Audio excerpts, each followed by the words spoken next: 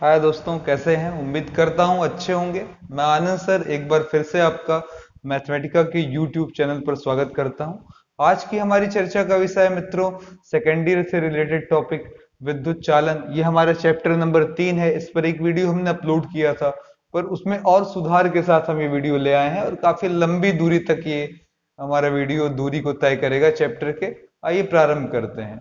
हम बहुत ही नॉर्मल सी बात जानते हैं कि अगर आवेश गतिमान होगा, अगर आवेश चल रहा होगा, मान लें हम इलेक्ट्रॉनी है, इलेक्ट्रॉनी का एग्जांपल लेते हैं। अगर इलेक्ट्रॉन चल रहा होगा तो मित्रों आप समझते हैं कि इसकी विपरीत दिशा में धारा प्राप्त होती है, यानी कि आवेशों के चलने से ही हमें धारा मिलेगी। आवेश अगर चलेंगे तो आवेशों के चलने से हमें क्या मिलेगी? धारा।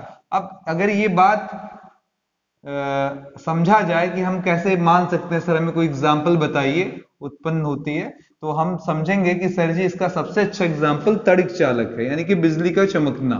ठीक है, तड़िक चालक में आप क्या देखते हैं कि आपकी बिजली चमकती है और ये लाइट पूरा चलता है, यहां से ऐसे चलता है, लेकिन ये बहुत ही अल्प समय के लिए होता है। ठीक है, यानी कि कंफर्म करता है कि अगर आवेश चलेगा तो धारा मिलेगी, लेकिन चूंकि बिजली के लिए धारा का जो प्रवाह होता है थोड़ी देर के लिए होता है, इसलिए हमें तड़िक चालक अल्प समय के लिए दिखाई देता है।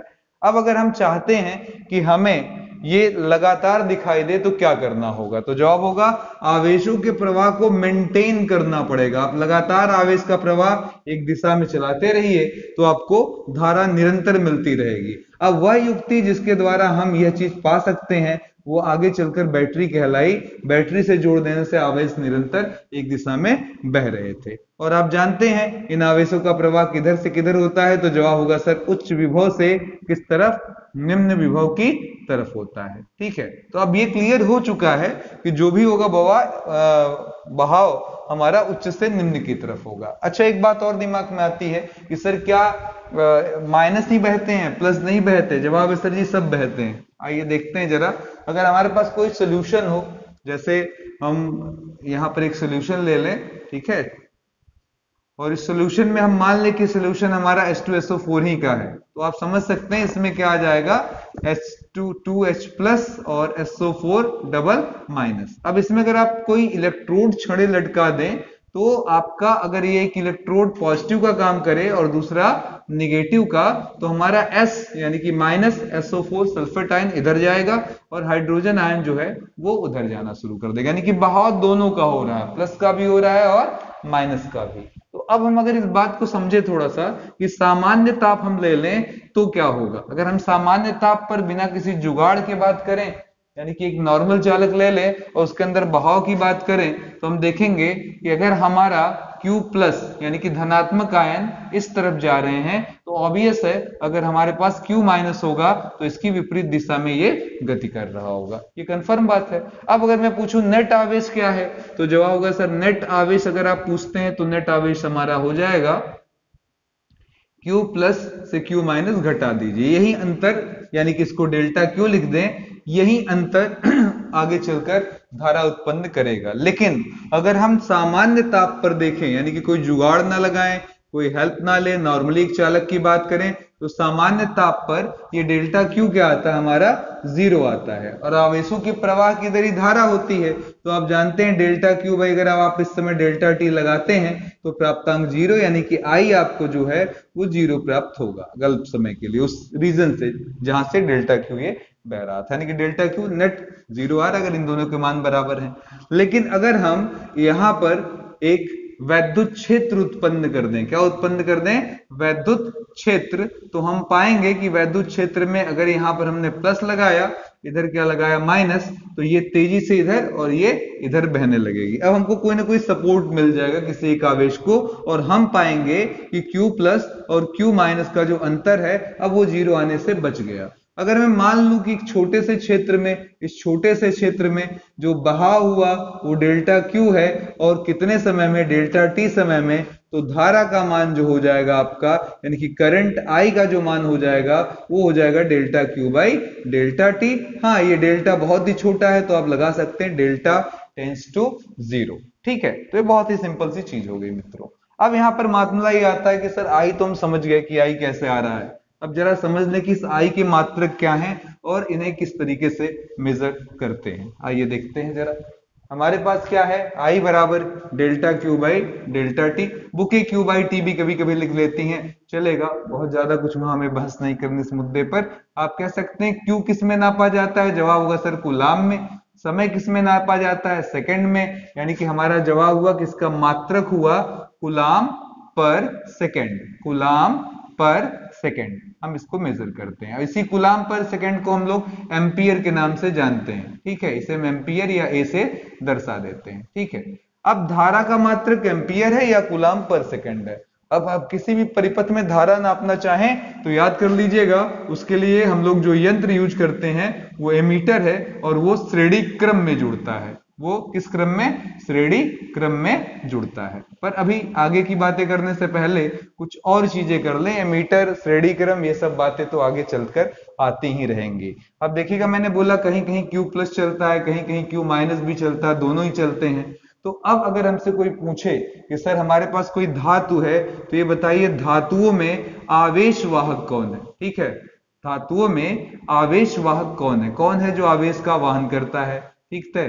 और अगर हमारे पास कोई विलयन है, ठीक है, अगर हमारे पास विद्युत अपघट्य है, ठीक है, विद्युत अपघट्य में आवेश वाहक कौन है, अगर कोई पूछ बैठे तो क्या जवाब देंगे, ठीक है। ये दोनों चीजें बहुत ही कॉमन सी हैं, बताइएगा जरा क्या हो जाएगा। धातुओं में हमारे पास क्या होता है, इलेक्ट्रॉन होता है, इलेक्ट्रॉन निकल कर क्या करते हैं, बाहर निकल जाते हैं और आराम से यही हमें धारा उत्पन्न करवाते हैं। ये मुक्त इलेक्ट्रॉन होते हैं, तो इसलिए यहां पर आंसर बोलेंगे। अगर कोई हमसे पूछा कि सर धातुओं में कौन है जो धारा देता है, धारा मौजूद करवाता है, तो जवाब है वहां आवेश वाहक का काम मुक्त इलेक्ट्रॉन। जबकि विद्युत अपघट्य में, जैसा मैंने अभी थोड़ी देर पहले दिया था H2SO4, हमने कहा था 2H प्लस और SO4 डबल माइनस, तो ये भी जिम्मेदार है और ये भी जिम्मेदार है, यानी कि धनात्मक तथा ऋणात्मक आवेश कह सकते हैं, धनात्मक तथा ऋणात्मक आवेश, ठीक है, ऋणात्मक आवेश, ठीक है, ये दोनों ही जिम्मेदार हैं, ठीक है। चलो आगे बढ़ते हैं। अब सवाल ये उठता था कि सर हमें निरंतर अगर धारा चाहिए तो हमें एक ईएमएफ यानी कि विद्युत वाहक बल, एक पोटेंशियल डिफरेंस लगातार दोनों खंडों के बीच में क्रिएट करनी पड़ेगी। मतलब अगर आवेश मुझे चाहिए कि लगातार हमारा नेट चार्ज डेल्टा क्यू ऐसे बहता रहे, तो उसके लिए हमें एक परमानेंट कह सकते हैं विद्युत वाहक बल चाहिए, या इसको मैं कह सकता हूं इन दोनों सिरों पर हमें एक पोटेंशियल क्रिएट करना पड़ेगा, पोटेंशियल डिफरेंस यानी कि VA माइनस VB क्रिएट करना पड़ेगा, जिसको हम लोग विभवांतर कहते हैं। लेकिन अगर बात करूं मैं 1828 की, तब लोग बैटरी का निर्माण नहीं हुआ था। आगे चलकर हमने यही जो अंतर पैदा किया वो किसके द्वारा पैदा किया, बैटरी के द्वारा। लेकिन जब मैं बात करूं 1828 की, तो उस समय बैटरी का आविष्कार नहीं हुआ था। तो उस समय हमारे एक साइंटिस्ट आए जिन्होंने ओम्स का नियम दिया 1828 में। तो आगे का हमारा अगला हेडिंग है ओम्स का नियम, ठीक है। मैं आपको अन्य टीचरों की तरह टाइम पास बिल्कुल नहीं करूंगा, फैक्ट टू फैक्ट बातें करूंगा, जिससे आपको पढ़ने में मजा आए और आप पूरी ऊर्जा के साथ सब्जेक्ट का आनंद लिख सकें, ठीक है। ये हमारे ओम्स साहब 1828 में, साइमन ओम इनका पूरा नाम है, साइमन ओम, ठीक है।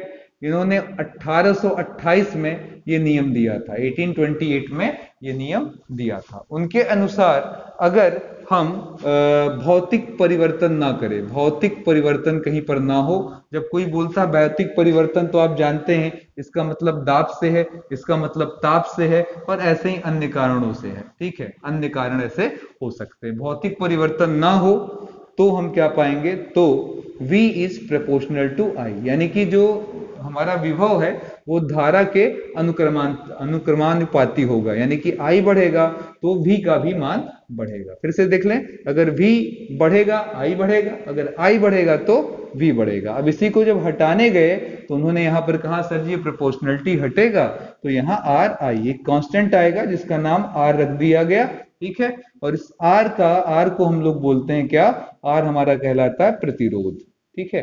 R क्या कहलाता है हमारा, प्रतिरोध, ठीक है। I क्या है, विद्युत धारा, V क्या है, विभव, ठीक है। अब यहां पर आप ध्यान दीजिएगा जरा कि अगर मैं पूछूं R बराबर क्या होगा, तो जवाब होगा sir V by I। V को किस में नापते हैं, जवाब होगा सर वोल्ट में। आई को किस में नापते हैं? एम्पियर में। तो हमारे पास अगर इसका कोई मात्रक पूछे तो वोल्ट प्रति एम्पियर, इसका मात्रक क्या हो गया? वोल्ट प्रति एम्पियर।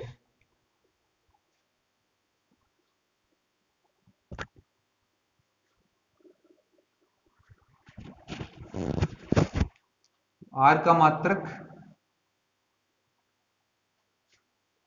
वोल्ट प्रति एम्पियर, ठीक है। इसी को आगे चलकर ओम बोला गया। क्या बोला गया? ओम, ठीक है। और इस ओम के लिए संकेत बना लिया गया इस तरीके से, ठीक है। ओम बना लिया गया इस तरीके से। तो इसका मात्रक ओम भी कहलाता है, वोल्ट प्रति एम्पियर भी कहलाता है। अब ये जो हमारा प्रतिरोध है उसके और के बल्कि हम वी और आई के बारे में बात करें तो उसके लिए हम एक ग्राफ बनाकर देखते हैं कि क्या होता है। ये जो ओम्स का नियम है वो ग्राफ में हम लोग देखें कि ग्राफ क्या दिखाता है। उसके पहले मैं आपको दो चीजें बताऊंगा, इधर ध्यान से जरा देख लें। दो ग्राफ दूंगा आपको। एक है हमारे पास y बराबर mx, ठीक है। इसका ग्राफ अगर कोई बना रहा हो तो इस तरीके से बनता है, बिल्कुल मूल बिंदु से होता हुआ और सनातन ऐसे आगे बढ़ता हुआ। इधर x अक्ष है, इधर आपका क्या है? y अक्ष। और अगर आपने दूसरा ग्राफ देखा हो इस टाइप का, y बराबर mx प्लस सी, y बराबर mx प्लस सी, ठीक है। तो अब अगर आपको ग्राफ बनाना है तो आप c ऊंचाई पर जाइए मूल बिंदु से और यहीं से एक लाइन खींच दीजिए। ये हो गया y बराबर mx प्लस सी, ठीक है। अब यहां पर एक चीज जरूर बताने आप पसंद करूंगा कि अगर ये पॉजिटिव है तो ऐसा, और अगर ये निगेटिव हुआ इसकी वैल्यू तो इधर से खींच लेंगे। ये बात यहां भी लागू है, अगर ये पॉजिटिव है, ठीक है, तो इधर से, और अगर निगेटिव है तो इधर से लाइन खींच ली जाती है, ठीक है।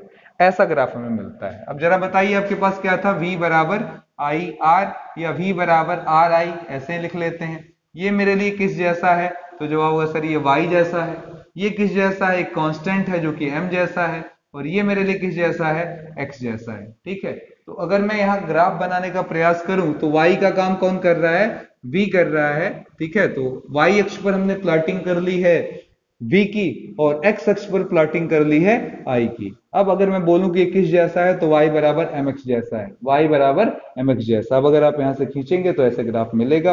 ये ग्राफ हमको बता रहा है कि जैसे जैसे हम आगे बढ़ रहे हैं, देखिएगा इधर i बढ़ा, ऊपर आपका v बढ़ा, इधर i बढ़ा, उधर उसी के करस्पॉन्डिंग हमारा v बढ़ गया। इस पर और कोई पॉइंट ले लें तो कहेंगे सर जी इधर इतना i आएगा, इतना v आएगा। अगर मैं अगला पॉइंट ले लूं तो इतना i आएगा और इतना v आएगा। यानी कि जैसे जैसे i इंक्रीज कर रहा है v की ऊंचाई भी साथ साथ बढ़ रही है, ठीक है। ये ग्राफ हमको बता रहा है।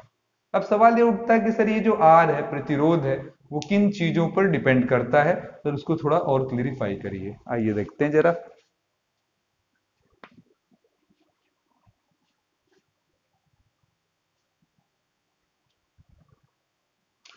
आर को प्रभावित करने वाले कारक, आर को प्रभावित करने वाले कारक, प्रभावित करने वाले कारक,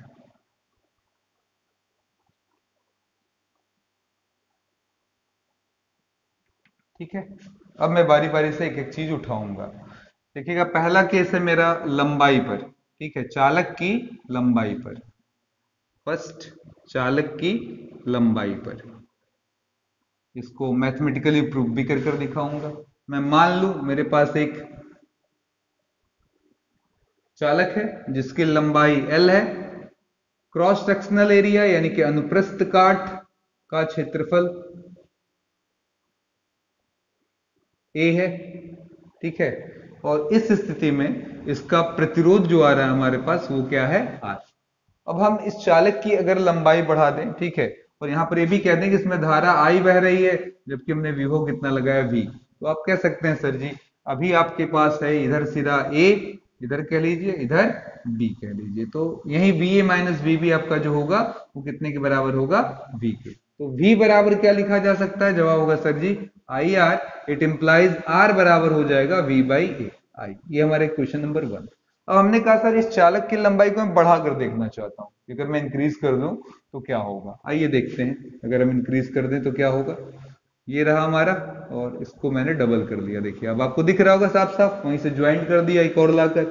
अब ये लंबाई पहले से L थी, अब ये L और इसमें बढ़ गया, तो यहां से यहां तक की कुल लंबाई L डैश बराबर L प्लस L मिलकर क्या हो जाएगा? 2L। ये क्रॉस सेक्शनल एरिया हमारे पास कितने के बराबर है? जवाब है सर ए के बराबर है। ठीक है, तो अब अगर कोई पूछे सर जी तो ये सिरा मेरा ए है, ये बी है, ये सी है, यहां से यहां तक का विभव भी वी होगा, यहां से यहां तक का विभव वी होगा, सेम वही सारी स्थितियां हैं। तो हमें ए से सी तक जाना है। और अब मैंने मान लिया कि यहाँ पर जो हमारा करंट बह रहा है वो तो वहीं रहेगा, उसमें कोई बदलाव होगा नहीं क्योंकि सीधे सीधे जाना है। लेकिन प्रतिरोध आर डैश है, अब ये बढ़ा या घटा ये तो आगे की जायजा में कहेंगे। हम कहां से कहां तक जा रहे हैं? ए से सी। ए से सी की तरफ करंट का बहाव हो रहा है, यानी कि V A minus V C बराबर ऐसे भी लिखा जा सकता है। देखिए V A minus V C को V A minus V B plus V B minus V C, V A minus V B plus V B minus V C. अभी भी जिसके समझ में ना आया हो वो ध्यान से देख ले जरा, ये दोनों चीजें कट जाएंगी, इनके रखने का कोई मतलब है नहीं, लेकिन मुझे रखना पड़ेगा। तो वीए माइनस वीबी, वीबी माइनस वीसी, इसकी वैल्यू कितने के बराबर है? जवाब है सर वी के। इसकी वैल्यू भी कितने के बराबर है? वी के। यानी कि इस समय हमारा वीए माइनस वीसी का मान 2V आ रहा है, और आगे देखिए करंट आई जा रहा है और प्रतिरोध आर डैश है। ठीक है, तो अब आर डैश बराबर क्या हो गया? 2V बाई क्या आ जाएगा हमारा? आई। अब जरा आप फिर से क्वेश्चन नंबर 1 से रिक्वेस्ट करिए सर V बाई आई का मतलब कितना है? तो कहेंगे सर जी वो R के बराबर है। ठीक है, और आगे 2 लगा है। तो हमने क्या देखा कि अगर हम लंबाई दोगुनी कर दिए तो प्रतिरोध भी क्या हो गया? दोगुना। फिर से अंडरलाइन करिएगा, अगर लंबाई को हमने दोगुना कर दिया तो प्रतिरोध भी क्या हो गया? दुगना। It implies R is directly proportional to L। ये हमारा पहला आउटपुट निकल गया, यानी कि लंबाई जितनी बढ़ेगी प्रतिरोध उतना ही बढ़ता जाएगा। ठीक है, चलिए दूसरा कॉन्सेप्ट उठाते हैं, इस क्रॉस सेक्शनल एरिया पर चर्चा करते हैं, किसका इसके ऊपर क्या प्रभाव पड़ता है। आइए देखें।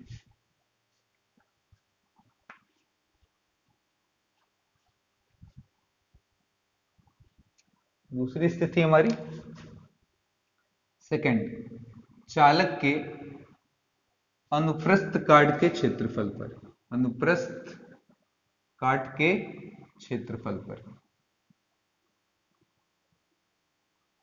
ठीक है, चलिए जरा गौर करें, चालक के अनुप्रस्थ काट के क्षेत्रफल पर। ठीक है, चलिए अब अगर मैंने मान लिया, सॉरी हमने मान लिया इसकी एरिया A है, लंबाई इसकी L है। ठीक है, अब लंबाई के साथ छेड़छाड़ नहीं करनी है हमको अनुप्रस्थ काट बदलना है। इससे गुजरने वाली धारा I है, प्रतिरोध इसका R है, विभवांतर दो सिरों के बीच में A और B के बीच में, यानी कि VA माइनस VB जो हमको दिख रहा है वो V के बराबर है। तो हम कह सकते हैं V बराबर क्या होगा? IR, या R बराबर अभी सर V बाई आई। ये क्वेश्चन नंबर 1।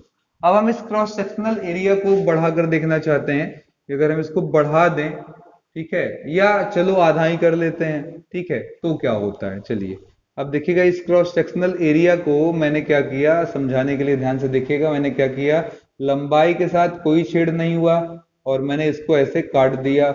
आप समझने के लिए थोड़ा सा ऐसे ले लें तो ये हाफ हाफ बढ़ गया, ये पहले का क्या हो गया एरिया हमारा A/2, पहले का आधा हो गया। ठीक है, ये भी आपका एरिया कितना है? तो जवाब होगा सर ये भी होगा हमारा A/2 या A' हम कह सकते हैं। ठीक है, अब धारा पहले पूरे में बहती थी भैया, पूरा ऐसे सनसना कर धारा आपकी जा रही थी, समझ में आ रहा है? अभी आधे आधे में बढ़ गई, तो इस रीजन से कितनी धारा जाएगी? तो जवाब होगा I/2, I'।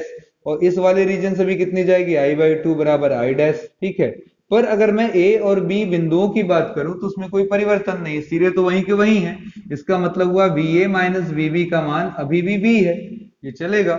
लेकिन अगर मैं इतना ढककर हाफ पोर्शन पर डिस्कशन करूं और इतने का प्रतिरोध R' मान लूं तो आप कहेंगे सर जी यहां आएगा I' और R'। अब आप जरा बताइएगा, ये तो V ही रहा, I का मतलब हुआ I/2 और यहां पर क्या लिखा हुआ? R', इसको ऊपर इसको नीचे, यानी कि R' बराबर 2V बाई आई। फिर मैं वही कहूंगा V बाई आई को हम लोग क्या कह सकते हैं? तो जवाब है सर R कह सकते हैं। इसका मतलब क्या हुआ? क्षेत्रफल आधा, क्षेत्रफल आधा तो प्रतिरोध दोगुना, प्रतिरोध दोगुना। इसका मतलब एक का घाटा हो रहा है और दूसरे का क्या हो रहा? फायदा। फिर से देखिए, इसका जितना घाटा उसका उतना गुना उसको फायदा, ये आधा हुआ वो दोगुना हुआ, इसका मतलब यह हुआ कि हमारा जो r है वो इनवर्सली प्रोपोर्शनल टू क्या है, 1/a। फिर से देख लीजिएगा, हमारा r क्या है, इनवर्सली प्रोपोर्शनल है 1/a के। क्लियर हो गया, यानी कि ये इसके ऊपर इनवर्सली डिपेंड करता है। तो चलिए अब दोनों इक्वेशंस, दोनों संबंधों को मित्रों मिला लेते हैं और r के लिए कुछ बढ़िया सा चीज निकाल लेते हैं। ठीक है, चलिए। उम्मीद कर रहा हूं सारी चीजें आपकी समझ में आ रही होंगी। यही सारी चीजें आपने हाई स्कूल में पढ़ी, लेकिन इस तरीके से नहीं, वहां डायरेक्ट आपको थ्योरेटिकल तरीके से चीजें समझाई जाती। हमने पहला आउटपुट लिया r is proportional to l, दूसरा लिया r is proportional to 1/a। एक क्वेश्चन नंबर 1 था, एक क्वेश्चन नंबर 2 था। अब इन दोनों को मर्ज करें तो l/a आ जाएगा। प्रोपोर्शनलिटी कांस्टेंट हटाने चलते हैं तो यहाँ पर रो आ जाता है l/a। इस रो को हम कुछ विशेष नाम से जानते हैं, इसे हम लोग बोलते हैं विशिष्ट प्रतिरोध। ठीक है, इसको हम लोग क्या बोलते हैं, विशिष्ट प्रतिरोध। ठीक है, कभी कभी इसे प्रतिरोधकता के नाम से भी जाना जाता है। ठीक है, अब चलिए इस रो के पीछे थोड़ा पढ़ते हैं। तो रो बराबर क्या हो जाएगा, r के बगल में a और बटे में l, तो r a/l। अब r का मात्रक क्या है, कोई पूछेगा तो कहेंगे सर जी ओम है। फिर बताइए एरिया का क्या होता है, जवाब है सर मीटर स्क्वायर। लंबाई का केवल मीटर, तो कट गया। यानी कि हम कह सकते हैं विशिष्ट प्रतिरोध का, ठीक है, विशिष्ट प्रतिरोध का मात्रक ओम मीटर होता है। क्या होता है, ओम मीटर होता है।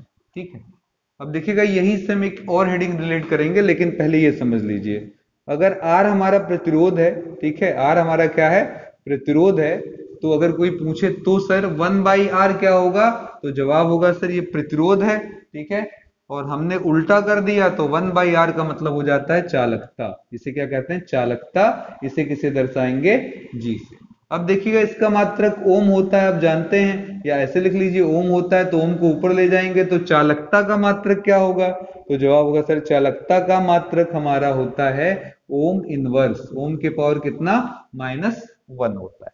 ठीक है, तो ओम इनवर्स, या इसी को महो भी बोला जाता है। क्या बोला जाता है, महो भी कहा जाता है। तो ये हो गया चालकता। चार चीजें आपने सीख ली।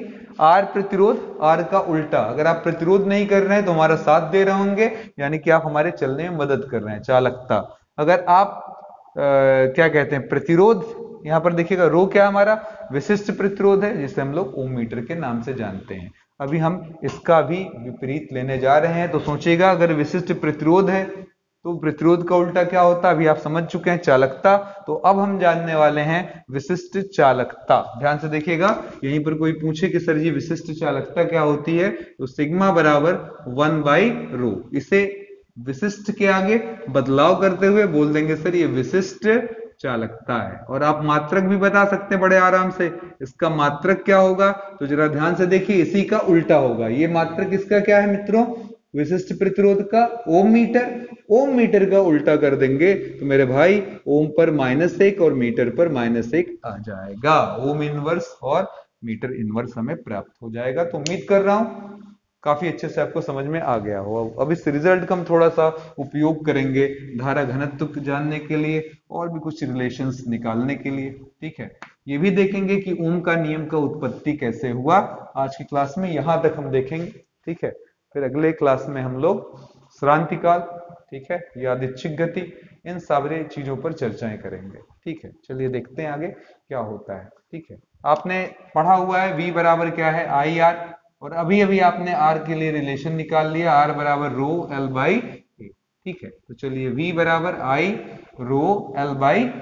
अब यहां पर अगर मैं रो और L को बाहर कर लूं तो I इधर ला ले जाइए, I/A आ जाएगा। अब ये I/A क्या है, तो धारा, इसका मतलब हुआ धारा एकांक क्षेत्रफल पर। देखिएगा बटे में A है तो धारा ऊपर हुई, नीचे एरिया है तो धारा एकांक क्षेत्रफल पर।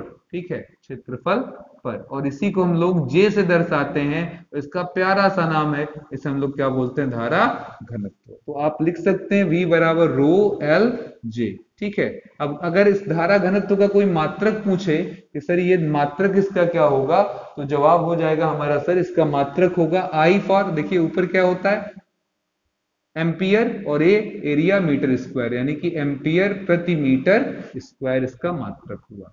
ठीक है, मात्रक क्या है इसका? एम्पियर प्रति मीटर स्क्वायर। अब एक सवाल आता है कि धारा कैसी राशि है, आपको पता होना चाहिए वैसे।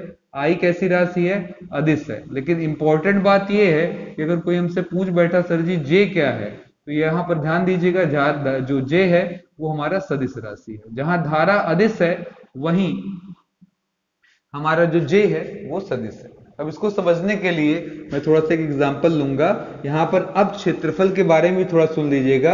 ये क्षेत्रफल धारा के लंब दिशा में होना चाहिए। ध्यान दीजिए, धारा के लंब दिशा में होना चाहिए। ठीक है, जैसे ये धारा बह रही है, ठीक है। अब कोई पूछे क्षेत्रफल किधर, तो ये है क्षेत्रफल हमारा। ये धारा हुआ आई और इस पर 90 डिग्री का एंगल बनाता हुआ ये हमारा। ठीक है, अब कभी कभी ऐसा भी होता है कि हमारा एरिया जो है वो 90 डिग्री ना बना रहा हो, तब सर जी क्या करेंगे? इधर देखिए जरा, अगर हमने ऐसे बना लिया, थोड़ा डायग्राम ऐसे कर लिया, ये हमारा एरिया हो गया। तो अब आप इसको, धारा तो हमारा ऐसे ही बह रहा है, आपको परपेंडिकुलर डायरेक्शन में कुछ चाहिए तो आप इधर आ जाइए। मान लीजिए ये थीटा है, ये ए है, तो ये आधार की तरफ है, इसका जो घटक इधर आएगा वो ए कॉस थीटा आएगा। और मुझे इसी से मतलब है, मुझे वो ए चाहिए जो धारा के किस दिशा में हो? लंब दिशा में हो। ये आई रहा। तो अब अगर कोई जे पूछेगा तो जवाब होगा सर आई, ठीक है, आई बाई ए कॉस थीटा। अब हम कह सकते हैं सर ये कुछ काम बना, यानी कि हम कह सकते हैं आई बराबर जे ए कॉस थीटा। आपको याद करना होगा ए डॉट बी क्या होता है? Mod of A mod of B और कॉस थीटा। तो कुछ याद आया, इसलिए हम आई कह सकते हैं जे वेक्टर डॉट ए वेक्टर। यहाँ ये ए है, ये सॉरी ये हमारा ए है, ये हमारा बी है, ये हमारा क्या है? कॉस थीटा है। तो हम लिख सकते हैं जे डॉट ए। इस आंकड़े ने ये क्लियर कर दिया कि सर जो आई है वो अदिश गुणनफल से प्राप्त हुआ है। इस गुणनफल को हम लोग क्या कहते हैं? अदिश गुणनफल। ये अदिश गुणनफल से प्राप्त हुआ है, इसलिए राशि कैसी है? अदिश। लेकिन इसके लिए प्राप्त करने के लिए हमें दो सदिशों का गुणा करना पड़े, यानी कि एरिया वेक्टर, यानी कि क्षेत्रफल सदिश। मैं क्षेत्रफल नहीं बोल रहा हूं, ध्यान देना। क्षेत्रफल कैसी राशि है? अदिश राशि। लेकिन अगर क्षेत्रफल लंबवत दिशा में ले लिया जाए, तो अब आपने बोला लंबवत दिशा, उसको डायरेक्शन भी दे दिया मैग्नीट्यूड के साथ, परिमाण के साथ दिशा भी दे दिया, तो हमारा जो ए वेक्टर है वो हमारा क्या हो जाएगा? सदिश हो जाएगा। और जे हमारा ऑलरेडी सदिश है, यहां पर दिख ही रहा है। तो जे सदिश राशि, आई अदिश राशि, एरिया वेक्टर यानी कि क्षेत्रफल सदिश कोई बोले तो जरूर वो सदिश राशि है। हाँ, केवल क्षेत्रफल बोला जाए तो जवाब होगा कि सर ये केवल हमारा कैसी राशि है? सिर्फ अदिश है। ठीक है, तो ए अदिश, लेकिन ए वेक्टर क्या होता हमारा? सदिश, क्योंकि यह किस दिशा में होता है? एरिया के लंबवत दिशा में होता है। चलिए आइए देखते हैं, आगे बढ़ते हैं।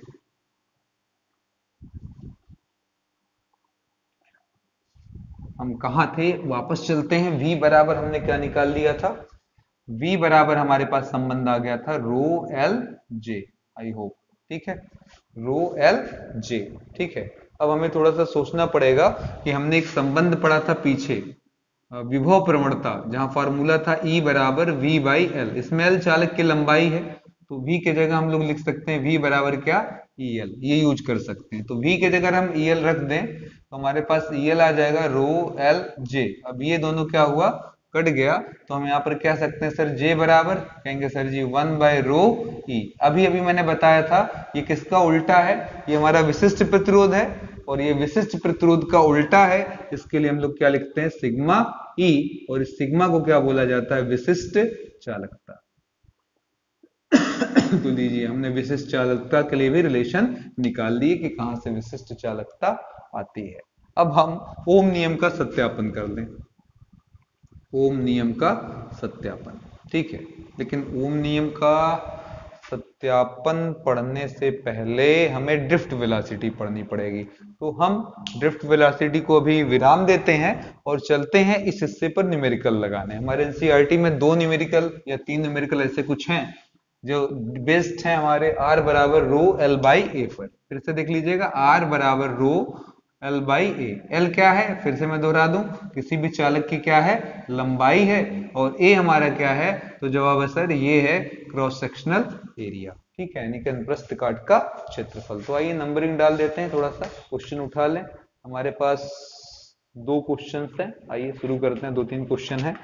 3.6 है हमारे पास एनसीईआरटी से। 15 मीटर लंबे, 15 मीटर लंबे एवं 6 × 10⁻⁷ मीटर स्क्वायर अनुप्रस्थ काट वाले तार से उपेक्षणीय धारा प्रवाहित हो रही है, प्रवाहित की गई है और इसका प्रतिरोध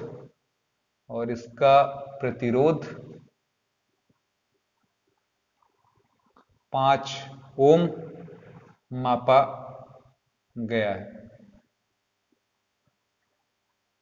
प्रायोगिक ताप पर तार के पदार्थ की प्रतिरोधकता क्या होगी? ठीक है, चलिए ध्यान दीजिए जरा इस लाइन पर जो इसमें लिखा हुआ है। 15 मीटर लंबे, देखिए आपको लंबाई मिल गया, हल में आइए, एल बराबर क्या मिल गया? 15 मीटर, ठीक है। और 6 × 10⁻⁷ मीटर अनुप्रस्थ काट किसे कहते हैं? ए को कहते हैं। तो 6 × 10⁻⁷ उपेक्षणीय धारा प्रवाहित की गई, इसका प्रतिरोध आर भी दे दिया, 5 ओम दे दिया हमको, देखिएगा अंडरलाइन करते रहिएगा चीजों को।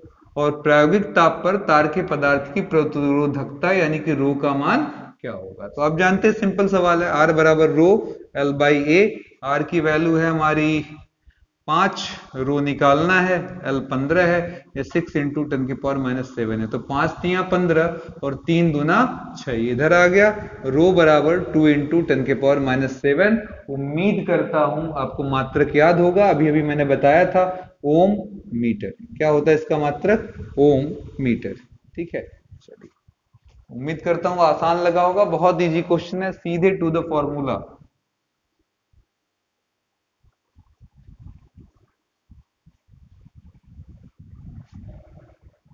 अगले क्वेश्चन की तरफ चलते हैं जो इसी से रिलेटेड है। बढ़िया सवाल दिया गया हमारे एनसीईआरटी में। क्वेश्चन कुछ इस तरीके से हमारे पास, 2 समान 3.14 है। देखिए जो हेडिंग में पढ़ाऊंगा उसी से कवर करूंगा सवाल। 2 समान लंबाई की तारों में एक एल्युमिनियम का और दूसरा कॉपर का बना है, ठीक है। फिर आगे कहता है इनके प्रतिरोध समान है, ठीक है। दोनों तारों में हल्का कौन है? दोनों में हल्का कौन होगा, यानी कि उसका द्रव्यमान हमें क्लियर करना होगा, किसका ज्यादा किसका कम, दोनों में हल्का कौन होगा, ये क्वेश्चन है। और अतः यह समझाइए कि बिजली के केबलों में एल्युमिनियम के तारों को क्यों पसंद किया जाता है। तो मेन कारण तो मुझे हल्का और भारी से ही है, वो हम निकाल लेंगे तो हमें अपना जवाब मिल जाएगा। अब बाकी हमारे एक्स्ट्रा जानकारी में एल्युमिनियम का हमको प्रतिरोधकता 2.63 × 10⁻⁸ ओम मीटर दिया है। रो कॉपर की बात कर लें तो 1.72 × 10⁸ ओम मीटर के नाम से दिया गया है, ठीक है। अब हमें सवाल को सॉल्व करना है, ठीक है। तो देखिए बहुत ही आसान सी बात है, बहुत ध्यान से सुनिएगा, सब समझ में आ जाएगा। दोनों तारों की लंबाई क्या है? बराबर, देखिएगा 2 समान लंबाई के तार, यानी कि एल ऑफ एल्युमिनियम और एल ऑफ कॉपर दोनों बराबर है, मान लेते हैं थोड़ी देर के लिए एल। और फिर कहता है एक एल्युमिनियम का दूसरा कॉपर का, ठीक है। इसके प्रतिरोध भी समान है, यानी कि R of aluminium R of copper भी सेम है, और इसको आर मान लिया जाए थोड़ी देर के लिए, ठीक है। तो देखिएगा आर एल्युमिनियम बराबर आर कॉपर हमारे पास है, तो इस जानकारी का फायदा, रो किसका ले लिया जाए? एल्युमिनियम, ठीक है। और फिर लंबाई एल्युमिनियम की एल ही लेना है, नीचे उसका क्षेत्रफल यानी कि एरिया, ठीक है, एरिया एल्युमिनियम, ठीक है, बराबर। आगे कॉपर के बारे में बात करें तो रो Cu, फिर एल लगाए, नीचे ए Cu लगा दिया, ठीक है। अब आप देख सकते हैं ये एक दूसरे को क्या करेंगे? काट देंगे। अब यहाँ से हम चाहें तो इसको ऊपर इसको नीचे कर लें तो हमें मिल जाएगा A aluminium upon A copper बराबर rho A L upon rho C U. ठीक है, ये हो जाएगा हमारे क्वेश्चन नंबर 1। ये तो जो हमको दिया था उससे हमने क्लियर किया। ठीक है, अब हमारे पास एक चीज और हमें पता होनी चाहिए, एक्स्ट्रा ध्यान दीजिएगा कि डेंसिटी ऑफ एल्युमिनियम 2.63 होता है और डेंसिटी ऑफ कॉपर होता है 1.72। ठीक है, ये होता है, एक मिनट, सॉरी, ये होता है हमारा एल्युमिनियम का हमारा होता है 2.7 और कॉपर का होता है 8.9। ये अंडरलाइन करिएगा डेंसिटी। ठीक है, अभी डेंसिटी की चर्चा क्यों आई तो जरा ध्यान दीजिएगा, हमारे सवाल में पूछा गया है कि दोनों में हल्का कौन है। हल्का और भारी का जजमेंट मास करेगा, तो मास ऑफ एल्युमिनियम निकाल लें और मास ऑफ कॉपर निकाल लें। ठीक है, यानी कि द्रव्यमान निकाल लें। द्रव्यमान बराबर क्या होता है, आयतन गुणे घनत्व। आयतन गुणे घनत्व, तो रो ऑफ एल्युमिनियम गुणे घनत्व का मतलब हमारा हो गया डेंसिटी ऑफ एल्युमिनियम। ठीक है, फिर नीचे आ गए क्या सर, एम ऑफ कॉपर। ठीक है, M of copper mass of copper, तो रो कॉपर इनटू क्या हो जाएगा हमारा, तो जवाब होगा डेंसिटी ऑफ कॉपर। ठीक है, तो उम्मीद कर रहा हूं समझ में आ गया होगा। आप सभी जानते हैं द्रव्यमान बराबर क्या होता है, ध्यान से समझ लें, आयतन गुणे घनत्व। तो आयतन गुणे घनत्व से हम द्रव्यमान निकाल लेंगे और इससे हमें ये पता चल जाएगा कौन भारी है और कौन हल्का है। ठीक है, तो चलिए फिर मैं कहूंगा कि सर जी यहाँ पर मेरे पास एक चीज और है कि अगर आप गौर करें तो यहाँ पर DAL और DAU दिया हुआ है, यानी कि डेंसिटी अच्छा सॉरी मैंने गड़बड़ लिख दिया है, आयतन गुणे घनत्व, मुझसे गलती हुआ। आयतन का मतलब हुआ V of aluminium, volume of aluminium और वॉल्यूम ऑफ कॉपर। अब ये बताइए जरा V क्या होता है, यानी कि आयतन क्या होता है, तो जवाब होता है सर आधार का क्षेत्रफल। ठीक है, आधार का क्षेत्रफल गुणे ऊंचाई या गुणे लंबाई आप कह सकते हैं यहाँ पर। ठीक है, ऊंचाई या लंबाई एक ही है। तो बताइए जरा एल्युमिनियम का आधार का क्षेत्रफल यानी कि area, cross sectional area A aluminium. ठीक है, उसकी लंबाई, तो जवाब है सर एल। ऐसे ही कॉपर के बारे में बात कर लें तो कह देंगे ए कॉपर इंटू एल। एल से एल क्या हुआ, कट गया, हमारे पास AAL अपॉन ACU।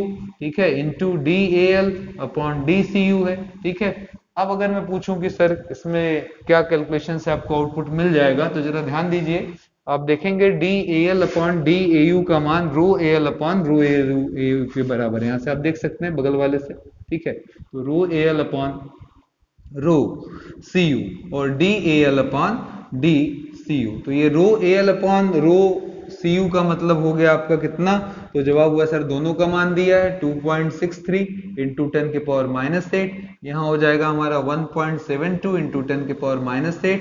फिर एल्युमिनियम का सर 2.7, ये 8.9, तो ये कटा। अब ऊपर देख सकते हैं 2 दूना 4 और ये 8 से गुणा होगा तो काफी आगे तक जाएगा, 8 तक। तो बड़ा कौन आ रहा है, तो जवाब हुआ सर नीचे वाला, यानी कि कॉपर के बारे में हमें नीचे जानकारी मिल रही है और ऊपर हमें किसके बारे में मिल रही है, एल्युमिनियम। एल्युमिनियम आप मोटा मोटा देख लीजिए, 2 दूना 4, ये कुछ गुड़ा उड़ा होगा तो 5-6 आ जाएगा। यहाँ 8.9 है तो लगभग 10 के आसपास आएगा।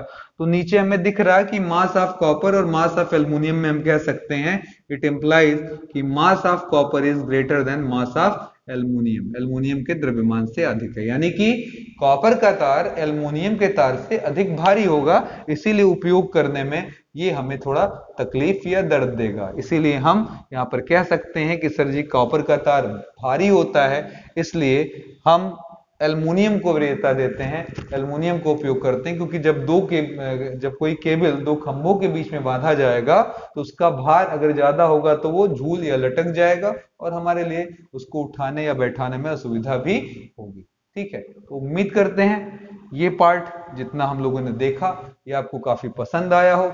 इसी उम्मीद, इसी लगन के साथ, इसी इच्छा के साथ कि आप इसे और भी ज्यादा शेयर करें और दोस्तों तक पहुंचाएं, मैं आनंद सर आपसे लेता हूं इजाजत। जय हिंद, जय भारत।